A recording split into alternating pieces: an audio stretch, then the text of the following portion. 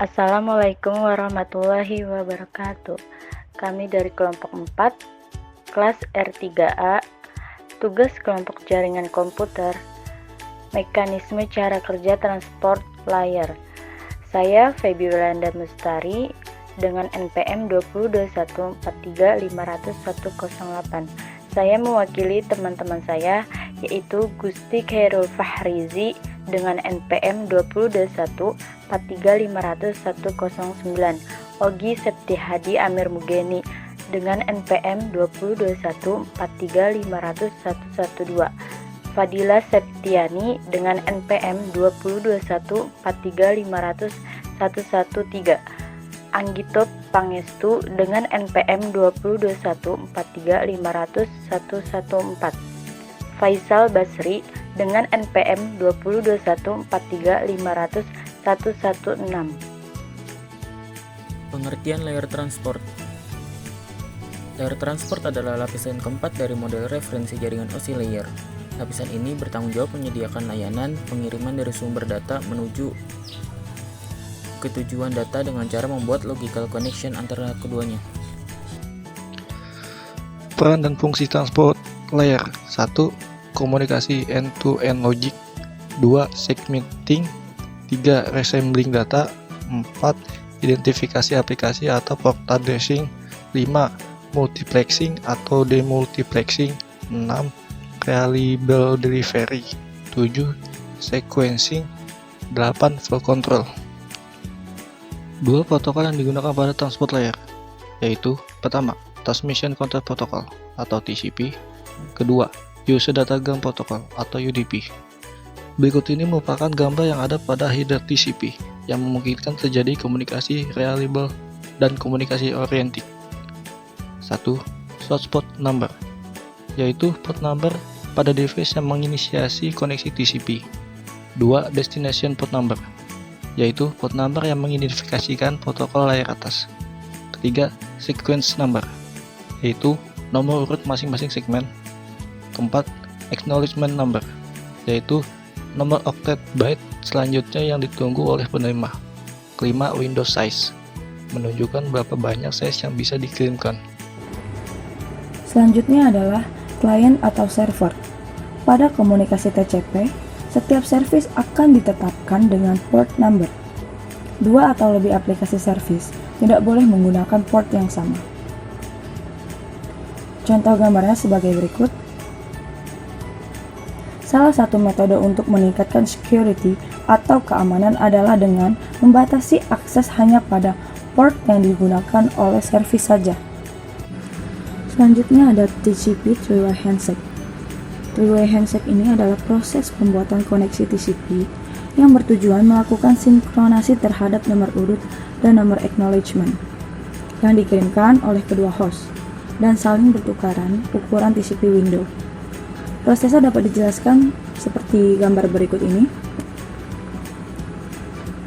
Dan penjelasan dari gambar ini, yang pertama adalah host pertama atau yang ingin membuat koneksi akan mengirimkan sebuah segmen TCP dengan flag SYN dan diaktifkan kepada host kedua atau yang akan diajak komunikasi. Yang kedua, host kedua akan meresponnya dengan mengirimkan segmen dengan acknowledgement dan juga SYN kepada host pertama. Lalu, host pertama selanjutnya akan mulai saling bertukar data dengan host yang kedua. TCP termination. TCP ini digunakan untuk menutup koneksi dan dibutuhkan two-way handshake untuk menutup satu arah session. TCP acknowledgement atau ACK memastikan sampainya data ke penerima. Layanan TCP pada sisi penerima akan mengirimkan paket acknowledgement kepada pengirim data untuk memberitahu bahwa data telah diterima. Pada TCP ini, sequence number dan ACK number digunakan bersamaan untuk mengkonfirmasi diterimanya sebuah sequence data. Sequence number mengindikasi jumlah byte relatif yang telah dikirim dalam satu session, sedangkan ACK number mengindikasikan byte berikutnya yang ditunggu penerima. UDP merupakan protokol yang menyediakan fungsi-fungsi layar transport, namun jauh lebih sederhana dari TCP. UDP memiliki overhead yang lebih rendah karena bersifat connectionless dan tidak menyediakan fitur-fitur seperti pada TCP. Seperti yang terdapat pada gambar di samping, pada gambar tersebut terdapat sebuah gambar dari header UDP. Header UDP tersebut jadi jauh lebih sederhana daripada header TCP. Lalu overhead juga lebih kecil karena header yang digunakan untuk enkapsulasi jadi lebih kecil. Selain itu juga terdapat contoh pada UDP atau User Datagram Protocol, yaitu ada DNS, SNMP, DHCP, RIP, FTP, Online Games, dan VoIP. Perbedaan TCP dan UDP. TCP 1. Reliable, yang dapat dipercaya atau diandalkan. 2. Connection Oriented, adalah protokol jaringan yang digunakan untuk membuat sesi komunikasi data di mana perangkat endpoint menggunakan protokol awal untuk membangun koneksi ujung ke ujung, dan kemudian aliran data berikutnya disampaikan dalam mode transfer sekuensial. 3. Segmented Transmission and Flow Control Through Windowing, adalah transmisi ulang segmen dan kontrol aliran melalui windowing. Keempat, segment sequencing, adalah pengurutan segmen. 5. Acknowledge segments, adalah mengakui segmen. UDP 1.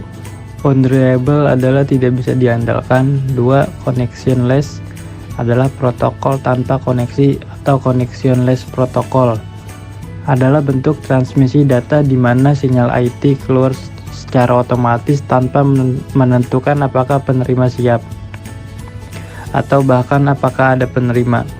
3. No windowing or restarmission, tidak ada windowing atau transmisi ulang.